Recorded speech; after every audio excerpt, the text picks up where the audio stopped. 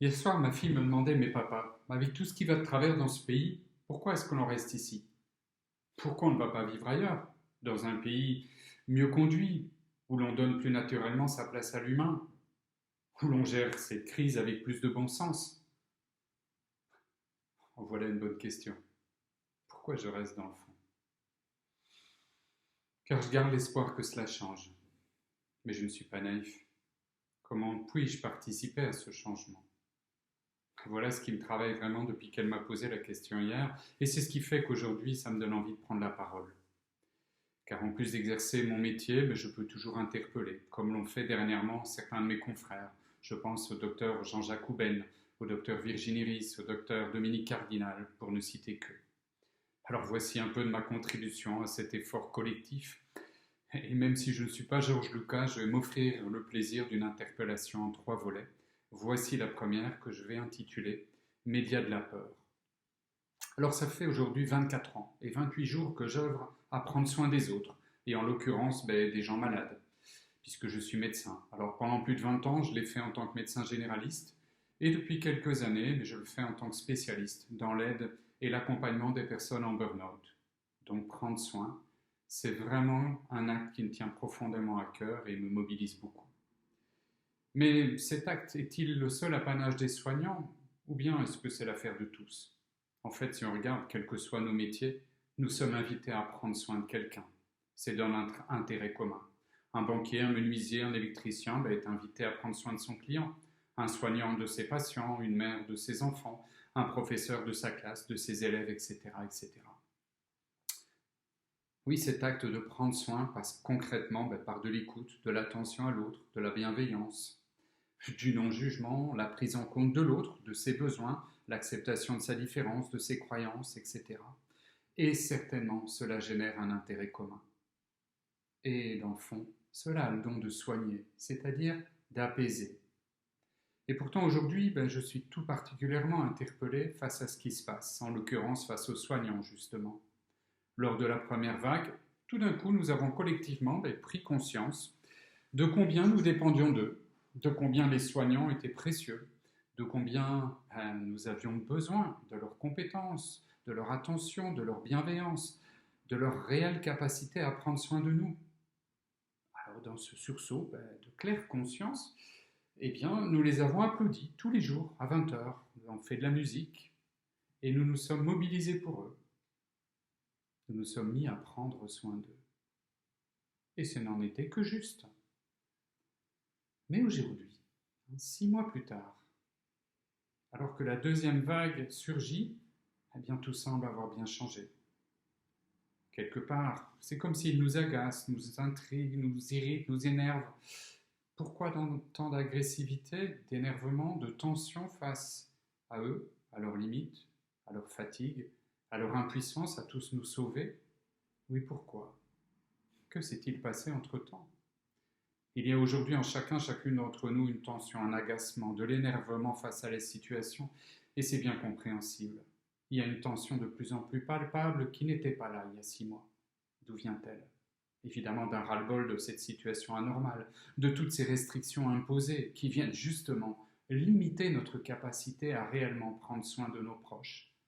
Et tout cela pour tenter de pallier aux défaillances de tout un système, ce qui est le fruit de plus de 30 ans de politique de soins de santé, avec pour seul but de rationaliser, économiser, rentabiliser, de mécaniser l'acte de prendre soin.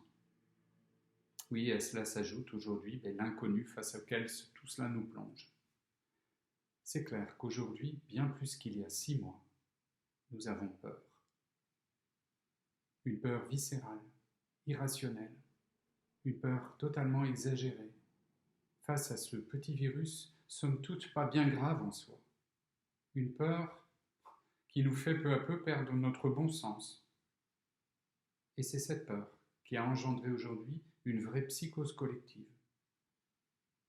Elle est le fruit en fait bien réel d'une manière de communiquer désastreuse, notamment autour de cette crise. Alors oui, depuis maintenant 6 mois, les médias, tout type confondus, font preuve de beaucoup d'ingéniosité pour nous abreuver de tout ce qui peut alimenter et nourrir nos peurs, nous tenir en haleine, et cela marche vraiment bien. Oui, depuis 6 mois, nous sommes sous perfusion. Ils nous distillent dans un goutte à goutte, savamment orchestré pour maintenir l'audimat, tout ce qui peut alimenter notre peur et par là génère cette psychose collective, faisant de ce petit virus l'ennemi public numéro un. C'est clair que cela fait le chou gras de nombreux secteurs. La peur, c'est très vendeur. Achat de gel, de masques, de systèmes d'alarme, d'assurance, etc., de vaccins bientôt. Mais malheureusement, cela ne grève pas seulement notre budget, cela attaque surtout notre morale, notre mental, et génère de fausses croyances. Et les conséquences sont là. De manière assez logique, les gens aujourd'hui ont peur. Ils consultent au moindre symptôme, demandent des tests à tour de bras, sollicitent les services qui sont débordés, de demandes n'arrivent pas à suivre. Cela surcharge la première ligne de soins, engorge les hôpitaux. La pression est colossale sur les soignants, qui par ailleurs ne sont pas encore remis de la première vague. Et face à ce mode de communication, je ne peux m'empêcher de m'interroger. Pourquoi communiquer comme cela ? À qui cela profite-t-il ? Question qui est d'autant plus interpellante quand on sait, et de nombreuses études scientifiques le prouvent aujourd'hui, qu'il n'y a dans le fond rien de tel que ce climat de peur, d'insécurité, pour fragiliser notre système immunitaire. Et par là, nous rendre encore plus vulnérables, fragiles, sensibles à ce virus, qui en soi, je le répète, pour la grande majorité d'entre nous n'est pas grave. À ce climat de peur, chaque jour alimenté, se rajoute le fait que l'on a aussi complètement oublié de nous informer, de nous enseigner tout ce que nous pouvions mettre en œuvre à titre individuel pour améliorer, soutenir, renforcer notre immunité. Bon, ceux qui s'y connaissent me diront c'est assez logique, quand on sait que la première de ces mesures pour prendre soin de notre immunité est d'éviter le stress. Alors oui, ce mode de communication est très clairement contre-productif, délétère, toxique. Nombre d'entre vous le sentez et prenez des distances par rapport à ces informations. Mais dans cette situation-ci, c'est vraiment catastrophique. Oui, la peur est ici plus que jamais un réel poison. Et si cette seconde vague est plus dure à vivre que la première, c'est en grande partie parce que notre peur est beaucoup plus vive. Alors oui, aujourd'hui, journalistes et responsables des médias, vous qui avez à cœur de faire votre métier au service de l'information, vous jouez aujourd'hui un rôle déterminant et vous ne semblez pas conscient de l'impact de votre manière de communiquer sur l'ensemble de la population. Allez-vous oser remettre en question et changer de manière de communiquer ces informations pourtant pertinentes dont nous avons besoin pour faire face à la réalité? Ou bien allez-vous continuer à distiller lors de chacune de vos interventions de quoi alimenter nos peurs et nourrir cette psychose collective? Allez-vous vous mettre debout et prendre en main votre part de responsabilité, au risque de déplaire et de peut-être perdre de l'audimat? Cela me semble d'autant plus essentiel si vous faites partie de ce qu'on appelle ce service public. Après tout, on ne vous paye pas pour nous faire peur, ni générer une psychose collective, et pourtant, force est de constater que chaque jour, vous alimentez cela. Alors oui, j'en appelle aujourd'hui à votre responsabilité individuelle et collective.